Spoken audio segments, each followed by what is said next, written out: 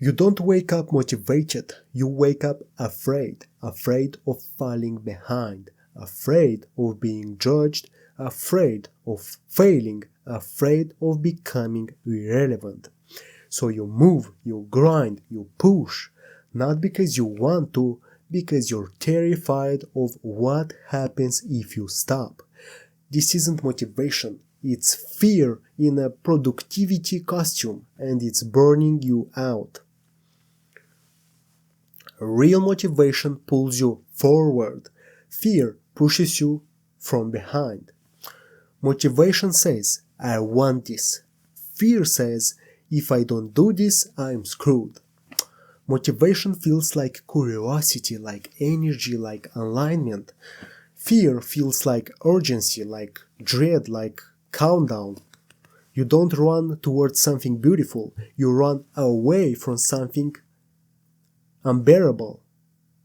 Shame, rejection, collapse, exposure. Why you confuse fear for motivation, and why is it dangerous? Fear is louder. Motivation whispers. Fear screams.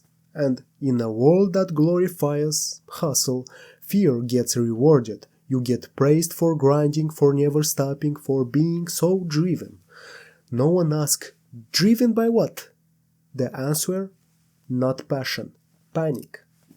Fear feels productive until it paralyzes you.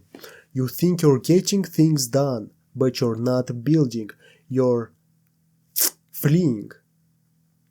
Every task is a barricade against the terror of being exposed as lazy, unworthy, or out of control, and when the fear wins, you don't rest, you collapse. Fear hijacks your nervous system and calls it discipline. Your cortisol spikes, your heart races, your thoughts spiral. You call it focus. It's not. It's survival mode dressed as productivity, and your body, it doesn't care what you call it. It just knows. Danger. Go now. So, the three signs your motivation is actually fear. You feel guilty when you rest. Not tired, not full, guilty. Because rest feels like surrender, and surrender feels like failure. Real motivation doesn't punish rest. Fear treats it like betrayal. 2. You can't celebrate wins. You just brace for the next threat. You hit the goal, you get the praise, and instead of joy, dread. What if I can't do it again? What if they expect more? What if I slip up? That's not ambition, that's anxiety wearing a crown. 3. You're obsessed with what if I don't, not with what if I do. Your drive isn't pulled by vision, it's punished by catastrophe. What if I fail? What if they find out? What if I get left behind? Motivation imagines possibility. Fear imagines punishment. Why this matters and what to do instead. You can't sustain fear forever. It's not fuel, it's a countdown. And when it runs out, you don't just burn out, you break down. Because fear doesn't build legacies, it builds prisons. How to shift not from fear to motivation, but from fear to safety. Name it. Next time you push through, whisper, I'm not motivated, I'm afraid. Afraid of what happens if I stop. And that's okay. I see you fear, but you don't get to drive anymore.